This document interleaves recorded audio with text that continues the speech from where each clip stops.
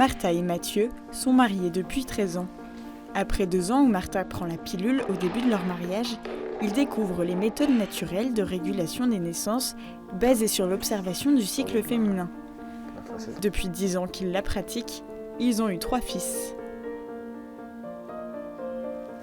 Je vivais très mal quand Martha prenait des méthodes conceptives.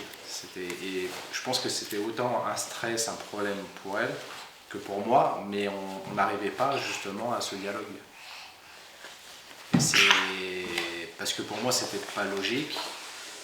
Pour elle, je voyais qu'elle était pas bien physiquement. Et du moment où on nous a ouvert à ce dialogue, on a changé notre regard l'un par rapport à l'autre, en disant qu'on s'aimait et qu'il fallait qu'on soit ensemble dans cette situation et qu'on avance ensemble. Dans cette méthode, Mathieu s'est senti pleinement impliqué. Concrètement, il participe au graphique de suivi du cycle de Martha. Nous, ce qu'on fait, faut qu'on soit attentif. Ça peut être remplir le tableau ensemble, discuter de comment tu te sens. C'est savoir en fait où on en est sur le graphique. Donc on participe en fait à ce graphique. Et la chose que Mathieu, il m'accompagnait, c'est qu'il me disait très subtilement, est-ce qu'aujourd'hui on va au cinéma? Et je disais, non. Aujourd'hui, on ne peut pas y aller au cinéma. Vous voyez, c'est une façon d'accompagner. On ne va pas dire tous les jours, « Aïe, est-ce que tu es fertile ou tu n'es pas fertile ?» Sinon, on cherche toujours des moyens. Au-delà de la communication normale, il y a une communication qui s'est établie, une communication non verbale. Donc juste en arrivant à se regarder, dans nos gestes du quotidien, on arrivait à savoir en fait si c'était un moment fertile, pas fertile, qu'est-ce qu'on voulait, mais c'est marrant parce qu'en fait elle se fait de manière, ce dialogue il s'est fait de manière naturelle. Grâce à cette formation, Mathieu et Martha ont redécouvert ce qu'était l'ouverture à la vie, pilier du mariage chrétien.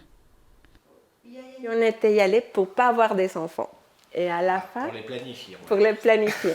Et à la fin, Mathieu il a dit, maintenant je suis prêt pour être père. Et une fois qu'on comprend toute la dimension spirituelle de l'acte sexuel, on est ouvert à tout. On est ouvert à l'amour et bien sûr à la vie. Mais la vie, ce n'est pas seulement avoir des enfants. Pour moi, être ouverte à la vie, c'est vous dire qu'on est co-créateur avec Dieu. C'est vous dire, s'il y a un bébé qui arrive, il est bienvenu.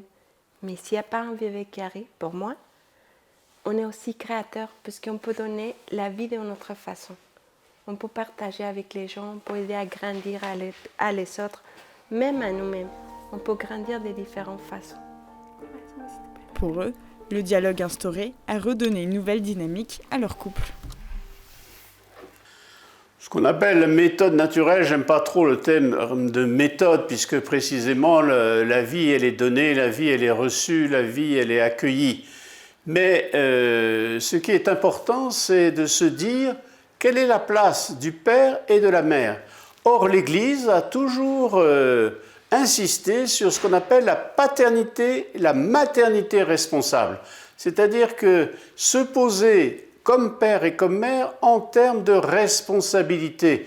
Et donc, il n'y a pas l'un ou l'autre qui est exclu. On peut toujours imaginer dans les publicités, etc., que le problème de la maternité, c'est le problème de la femme. Non, dans le couple, c'est le problème du père et de la mère. Car c'est l'homme qui sera père, c'est la femme qui sera mère, et c'est le couple qui va accueillir cette vie. Et donc, cette méthode-là, elle peut aider des personnes à y voir clair. Je pense qu'il faut avoir beaucoup de liberté pour pouvoir non pas en faire un travail méthodique, mais pour pouvoir avoir l'acceptation de parler ensemble. Et ça, c'est important. C'est grandir dans le respect, c'est grandir aussi dans la connaissance de l'autre, c'est grandir aussi peut-être dans une autre manière de vivre l'harmonie dans le couple. Ça peut être par tout simplement la tendresse, par l'amour, par l'échange.